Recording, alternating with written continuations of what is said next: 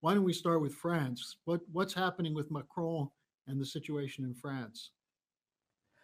Well, as people may have noticed, there was these demonstrations and blockades since 2 weeks of the so-called yellow vests.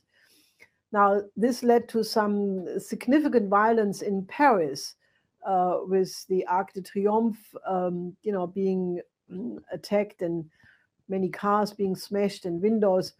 But these violent excesses are not typical for this process which is going on in France. It's just some provocateurs which immerse themselves into this ferment, which can only be described as a mass strike ferment of the normal, mainly rural French population of the provinces. These are people who are workers, who are truckers, who are farmers, fishermen, who, despite a lot of hard work, can't make ends meet. And they have started this process against the threat to have an increase of the oil and gasoline prices and general fuel prices. But in the meantime, in the last 2 weeks, this has transformed itself completely, where Macron, who first tried to ignore it, but then he had realized he had to capitulate, so he postponed any such changes for first half a year, then a year.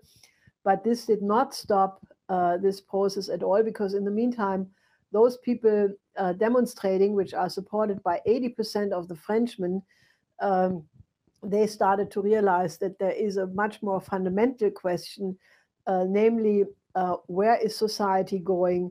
That a policy which is only made for the very rich must stop, and that a much more fundamental transformation is what is required. Now, this is a big thing. This is not just some provocateurs, but this is the majority of the French population. And the most dramatic thing I think becomes clear is that the police trade union declared full solidarity with the strikers, and they will have an unrestricted or not limited strike starting on December 8th. And that day will also be another nationwide big blockade and demonstration. And there was some discussion if the government should reintroduce martial law, which they had for a while because of these terrorist attacks. And it was strongly argued against it, because as the police, the likelihood that the army would take the side of the yellow vests is very great, because these are also people who have families, who have brothers, who have uncles, nephews, sisters. And, therefore, when you come to a point when a government no longer can use the police and the army to quell such a protest, then you are normally talking about the loss of power.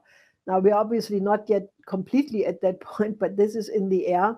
And I think this is a sign of the time that the kind of neoliberal order, which resulted in the Brexit vote 2 years ago, which then led to the election of President Trump, it led to the election victory of the Italian government.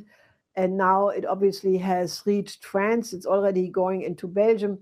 It just is a reflection that obviously the populations in these countries is no longer willing to accept a neoliberal order which is so fundamentally going against the interest of its own people.